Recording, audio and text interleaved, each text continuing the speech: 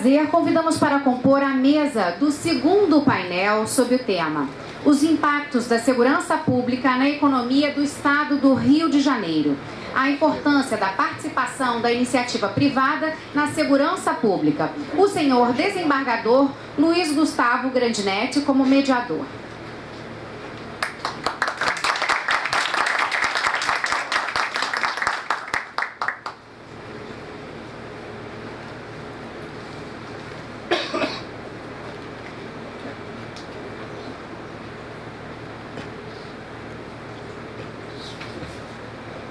Convido para a composição da mesa Dr. Alexandre Aires, diretor jurídico e secretário-geral do Sindicarga.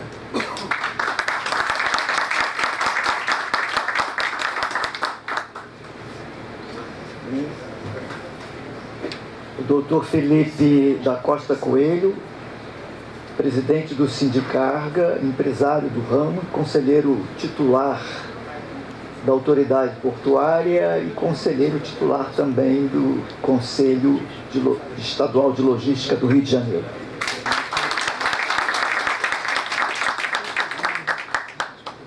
E convido finalmente o defensor público, Dr. José Roberto Melo Pô, professor de Teoria Geral do Processo na UERJ, pós-doutor, doutor e mestre, tudo pela UERJ, meu colega de Universidade do Estado do Rio de Janeiro.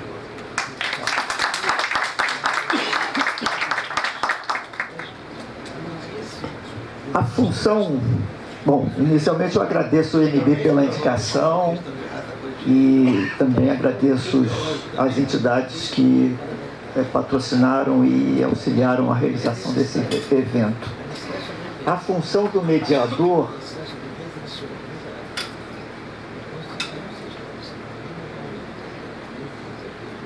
final, você me lembra, tá? A função do mediador já que estamos no simpósio sobre segurança pública, a função do mediador é uma polícia do horário, né?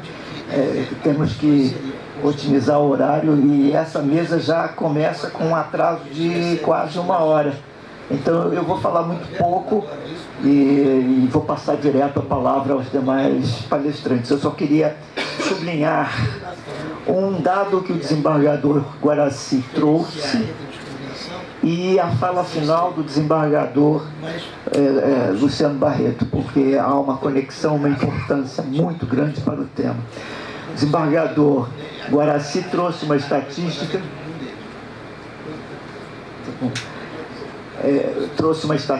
em que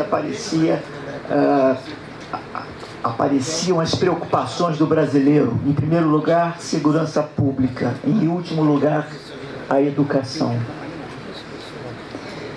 O desembargador Luciano voltou ao tema da educação.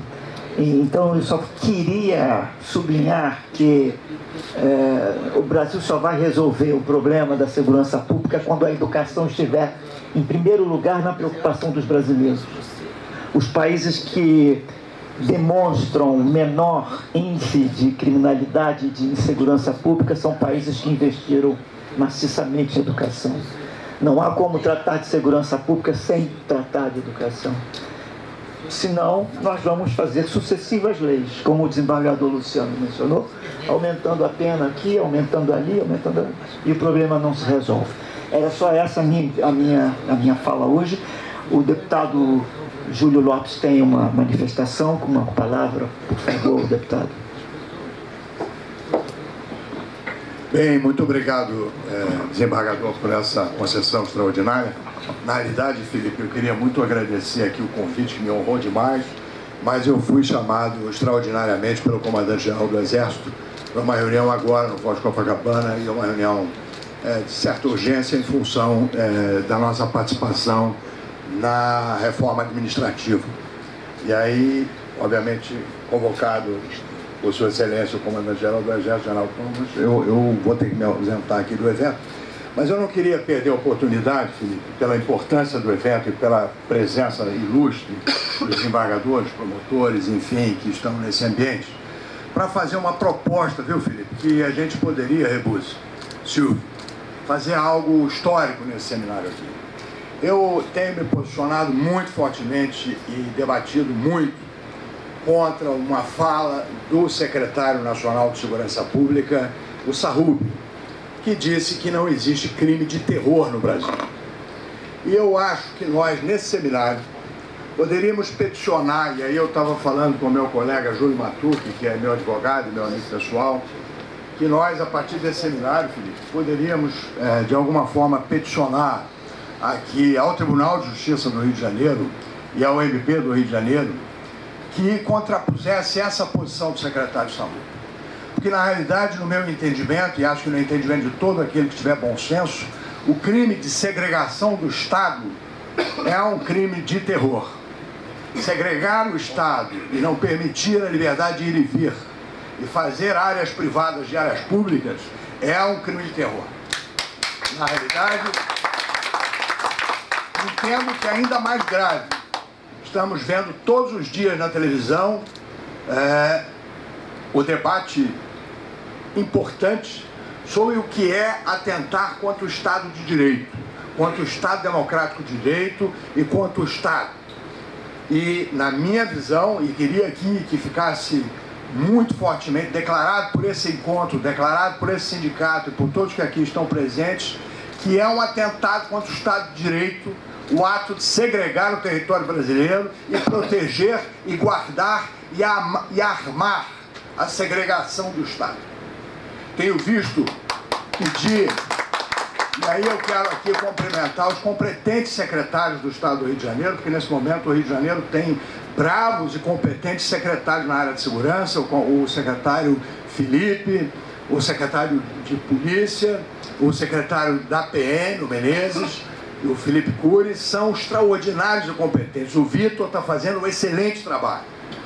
Mas, quando nós temos áreas segregadas hoje, com instrumentos que são os seguintes, os senhores já devem ter visto isso, são fossos, a fim de que carros com rodas não possam ultrapassar, só carros com largata, que são privativos das Forças Armadas, podem ultrapassar hoje as barricadas de acesso às áreas segregadas, que, Felipe, hoje são guarnecidas com fogo. Eles ateiam fogo em pneus, os fossos são inundados de óleo e as áreas são guarnecidas por incêndios provocados durante uma invasão ou durante uma ação militar. E pior do que isso, e não quero me alongar, e aí então o que fazem os bandidos? Atiram contra a população civil. Essa semana, funcionários do meu gabinete estavam dentro de ônibus na linha amarela e na Avenida Brasil. Às 15 para as 7 da manhã, eu já estava falando com uma funcionária minha que estava dentro de um ônibus sob intenso tiroteio, tendo o ônibus, inclusive, atingido por balas atiradas a esmo contra a população civil. Ora, o que é crime de terror, então, se não atirar contra a população civil? Como não é qualificado como crime de terror atentar contra a população civil? Pelo que vejo, todo atentado que tem no mundo, e agora mesmo eu estive lá nos Estados Unidos, né, e a gente viu numa esquina lá um crime de terror, um sujeito com arma matou 14 pessoas. E aquilo é qualificado nacional e internacionalmente como um crime de terror em qualquer lugar do mundo. E não é crime de terror no Rio de Janeiro atentar e assassinar a população civil. E não é crime de terror no Rio de Janeiro segregar e fazer guarda com armas de uso restrito áreas do Rio de Janeiro que estão segregadas e inacessíveis ao poder público, aos cidadãos. Essa semana tivemos lá na Câmara um debate sobre o problema da Enel, que obviamente insatisfaz muito a todos nós, e a Light, que também nos insatisfaz muito com seus serviços públicos, mas a verdade a todos aqui é o seguinte: a Light, 54% de tudo que ela cobra, ela não recebe, porque são áreas sob domínio do tráfico, sob domínio de milícia. 58% de toda a operação da Enel, Júlio, está sob domínio de milícia, sob domínio do tráfico. Como pode uma empresa sobreviver com 42% de suas receitas? Como pode uma empresa sobreviver com 45% de suas receitas? Então eu queria aqui, Felipe, para encerrar, que nesse seminário hoje, nós de alguma forma, Júlio, com o seu auxílio, daqueles que aqui estão, os promotores, desembargadores, peticionarmos para o Estado do Rio de Janeiro e o Tribunal de Justiça do Rio de Janeiro reconhecer, sim, como crime de terror, o crime de segregação de território. Reconhecer como crime de atentado ao Estado de Direito todo aquele que guarnecer e patrulhar áreas com fim de segregação do Estado. Essa é uma ação contundente e firme e que vai obrigar a União a usar a Polícia Federal e todas as suas forças para aqui vir nos salvar. Não podemos mais continuar vivendo nesse crime de terror, permanentemente nos atentando, como foi feito essa semana na Avenida Brasil e na Linha Vermelha. Fim. Acho que aqui nesse seminário hoje, eu e a Célia podemos, se ela assim concordar, assinar uma petição representando os parlamentos, tanto federais quanto estadual, no sentido que o Tribunal de Justiça do Rio de Janeiro qualifique sim como crime de terror e cobre das autoridades federais que assim o seja. Muito obrigado, desculpa do meu nome.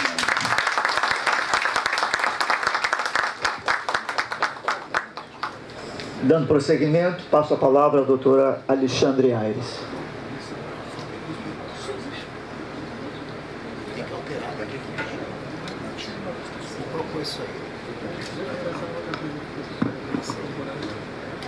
Eu ia dar bom dia, mas já está de tarde, desembargador.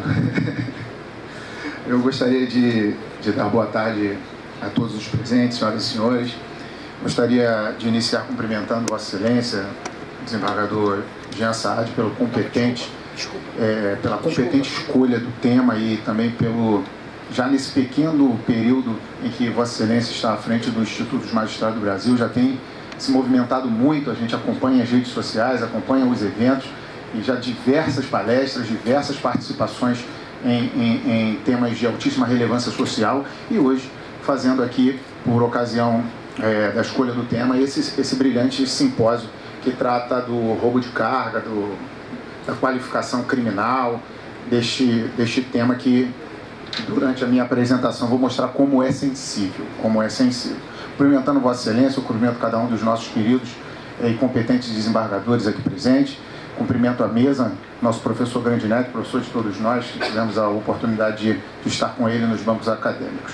Então, seguindo aqui a velocidade que nos exige o momento, eu gostaria primeiro de apresentar o Sindicarga, né? Hoje a gente está tratando ali do simpósio de roubo de carga. Esse tema vem de uma agenda em que eu estive com o Dr. Jean, com o Dr. Peterson.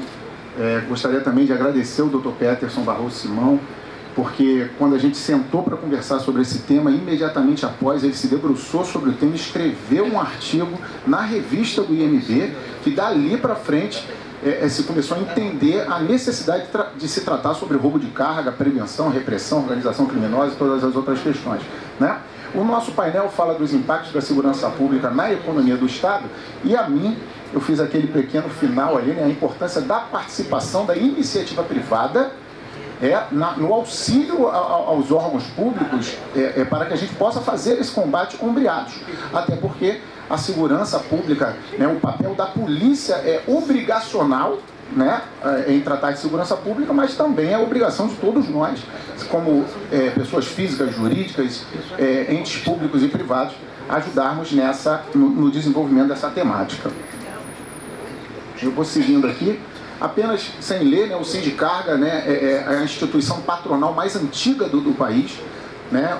Amanhã, por acaso, né, nós fazemos 92 anos de existência, né, com muito trabalho, com muita dedicação e desde sempre se trabalhou ombreado com o poder público.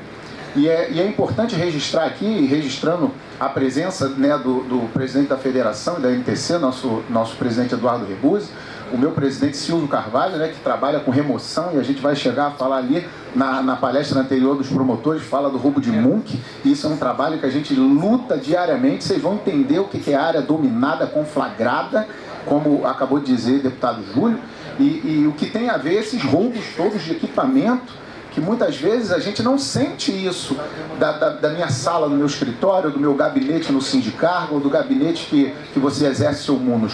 Mas lá na ponta, você vai perceber como é complicado.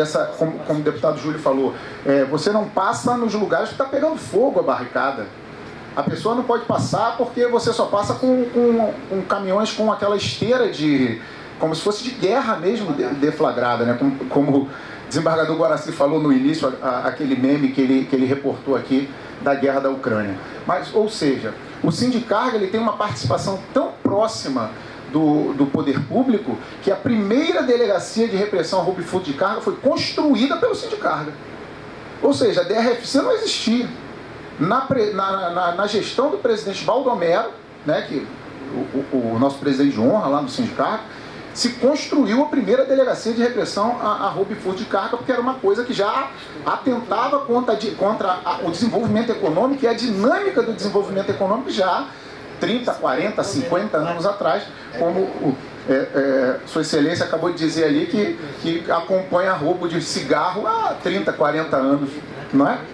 Então, esse é o nosso sindicato, nós estamos à disposição de toda a atividade econômica vinculada a transporte e logística, o que acaba incluindo porto, aeroporto, terminais logísticos, ou seja, tudo aquilo que faz com que você e eu tenhamos a nossa gravata chegando na porta da nossa casa, ou a água que chega pra gente, ou seja, o móvel que guarnece a sua sala, se não for pelo transporte rodoviário de carga, não chegará. Né? Conversando com o desembargador Jean na época, eu falei, inclusive, todos esses móveis que guarnecem o tribunal vêm de caminhão. E se a gente não tiver segurança para que os transportadores rodoviários de carga e o motorista que está na ponta da corda, na ponta da lança, ele possa chegar aqui, eu não vou ter nem a cadeira para que os servidores possam trabalhar. Né? Então, seguindo isso aqui apenas para que a gente entenda o que é, né, o ambiente de transporte rodoviário de carga logística do Rio de Janeiro. Né, nós temos aqui a Transcarga, que eu já registrei a presença do nosso presidente, Eduardo Rebuzzi, e só no Sindicarga nós temos 11 mil empresas debaixo do nosso guarda-chuva, CNPJ, e 95 mil colaboradores. Então veja, só aquele azulzinho aqui de baixo, né, que é Rio e Grande Rio, região metropolitana, todos estão sob os cuidados do Sindicarga, o que é aproximadamente 90% do transporte rodoviário de carga está sob os cuidados do Sindicarga, ainda que existam outros sindicatos na base. Então, e aqui a gente já começa a falar da evolução do roubo de carga. Não vou me alongar porque os nossos, né, o Pedro, né, os promotores anteriormente já disseram, mas aquela sequência ali é importante se falar pelo seguinte: lá em 2017 tem aquela grande crise do roubo de carga, que inclusive existe uma paralisação nacional por conta daquilo ali, em 2017. E aí se começa então a reduzir. E lá no case que eu vou trazer hoje aqui, que é a ADPF 635, o lado que figurou como amigos, querendo a manutenção da restrição da atividade de Estado nas comunidades, se utilizava daquela redução de números ali para dizer a não participação da atividade de Estado dentro das comunidades está ajudando o Estado do Rio de Janeiro. Do outro lado se dizia, não, a polícia não tem que entrar em comunidade. Veja como a polícia não tem que entrar em comunidade. Quando ela parou de entrar e passou a entrar só excepcionalmente, o roubo de carga diminuiu, por causa daquele número ali. Só que a gente não pode analisar números friamente. A matemática, ela nos ajuda, mas eu não posso ter 100% das vezes cartesiano, absolutamente cartesiano. Eu tenho que analisar por que aqueles números existem. Então a gente segue, né, no desenvolvimento. E aí nós temos um divisor de água, gente. Em 2019, vem o protocolo de uma ação de descumprimento de preceito fundamental, que ganhou o número de 635.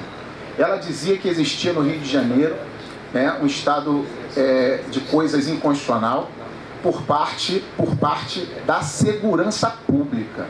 E aqui eu gostaria de fazer um ponto. Estado de coisas inconstitucional, ele pode ser porque eu tenho um filho de uma colaboradora nossa, com 11 anos, que o meu filho de 6 anos ensina ele a escrever. Se isso não é estado de coisa inconstitucional na educação, eu não sei o que é. Porque na educação ele não consegue, 11 anos. E aí meu filho com 6 ensina ele a escrever. Porque o menino estuda, aprovado na escola, mas não sabe escrever. É só a nossa segurança pública que está em estado de coisa inconstitucional? Você, como cidadão comum, se não tiver um plano de saúde, às vezes até tendo, né? Você vai passar horas para ser atendido e ainda assim vai ser mal atendido. Se isso não é estado de coisa inconstitucional na área da saúde, eu não sei o que é.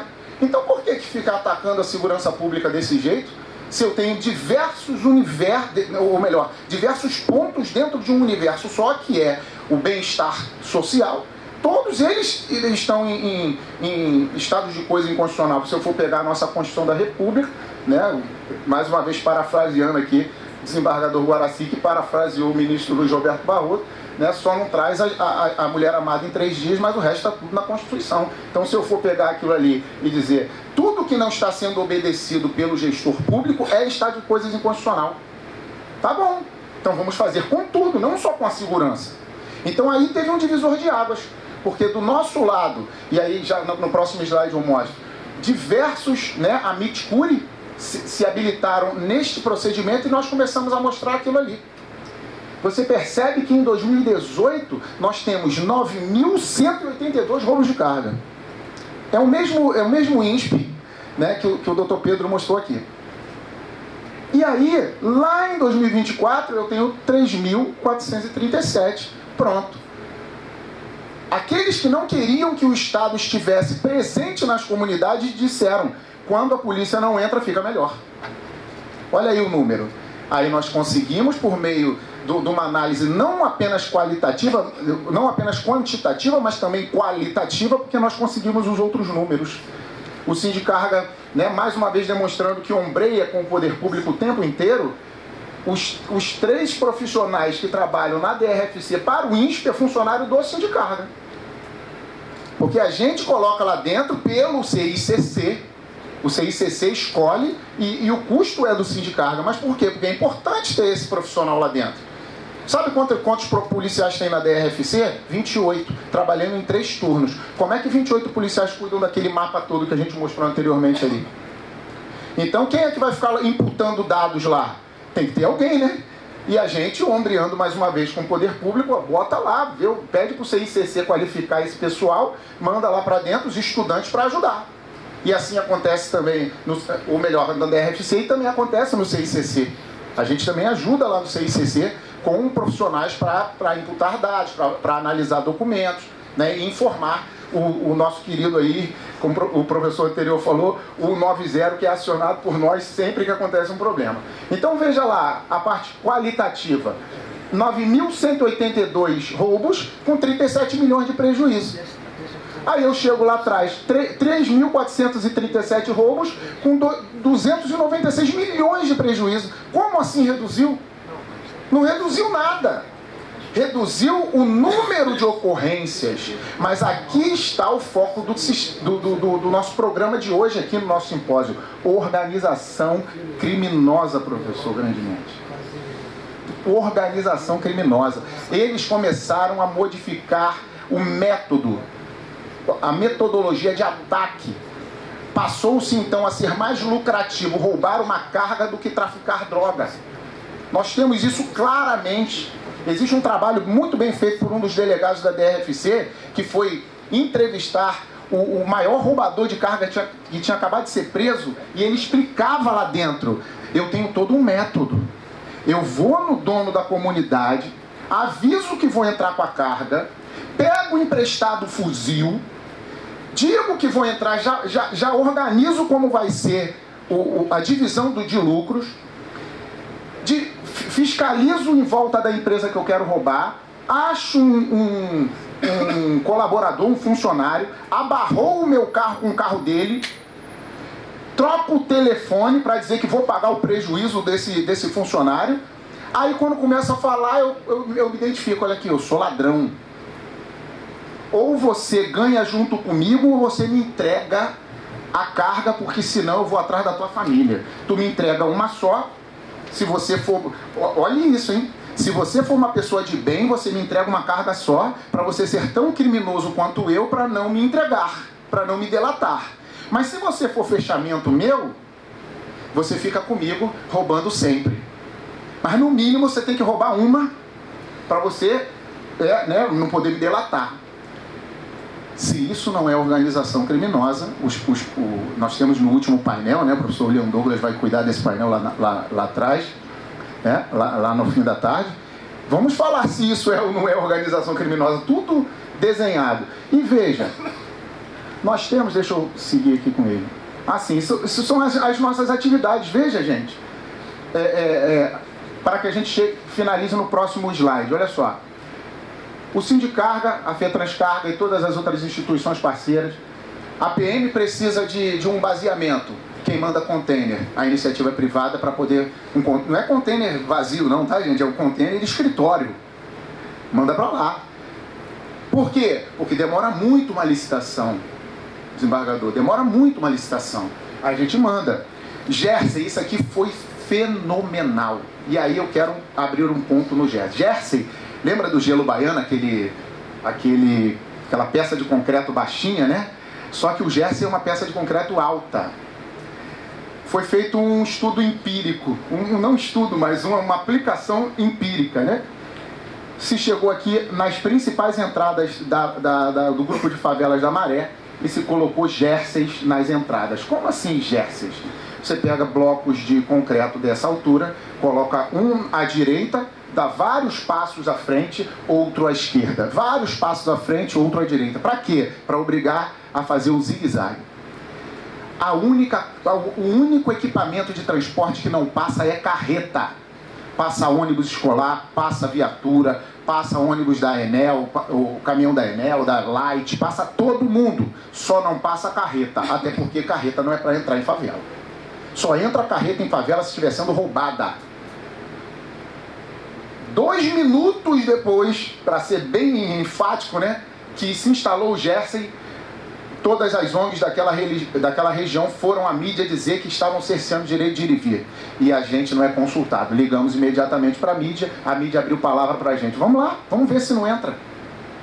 Claro que entra. Você não está vendo que é só fazer o zigue-zague? Mas ninguém reclamou da barricada que está mais à frente, que inclusive se toca fogo nessa barricada para a polícia não poder entrar. Mas o zigue-zague se reclamou. Sabe quantos roubos nós tivemos de carreta desde o dia que se instalou o Jersey na favela da Maré? Nenhum. Nenhum. Tivemos roubos? Claro. Mas foi o roubo do Fiorino, o roubo da van, aquele carrinho que carrega Souza Cruz. Esse sim, porque ele entra rodando, né, fazendo zigue-zague e entrou. E aí é que está o recorte daquele período lá que eu vou, daquele número que eu diferencio, o quadro que eu diferencio o numérico do qualitativo. Mas seguindo ali, ó, nós temos o patrulhamento regional, o 22 que fez esse trabalho, os caminhões. Nós precisávamos de motos patrulhando as principais vias. Governador, por favor, nós precisamos de um batalhão de motos, aquela coisa toda. Pô, mas a gente não está conseguindo. Quem foi que a iniciativa privada, mais uma vez, adquire pneus, adquire capacete e doa para o Estado para que se possa ter o BTM, que nós estamos vendo aí. O ladrão rouba de moto. Como é que vai passar um Corolla no meio da Avenida Brasil, 7 horas da manhã, atrás do ladrão de moto? Aí vem os policiais devidamente habilitados no GTM, né? No BTM, melhor dizendo, e passa então a trabalhar nesse sentido. E aí você vê uma redução, mas assim, muito grande, né? Vertiginosa nos ataques, né? Então essa aí é a participação operacional. Então a gente vê aqui, ó, com a DPF 635, nós temos, ó, Sindicarga, FETranscarga, Firjan, Sindoperge, Logística Brasil, ADERJ, ASEG, Rio Indústria, CEMOV, todos esses organismos que cuidam do interesse econômico, do desenvolvimento econômico do Estado do Rio de Janeiro, se habilitaram na DPF 635. Se habilitaram. E a partir daqui que vem o grande recorte. Quando a gente conversava com o ministro Fachin, com o ministro Fux, com todos os demais ministros, se tinha uma dúvida muito grande.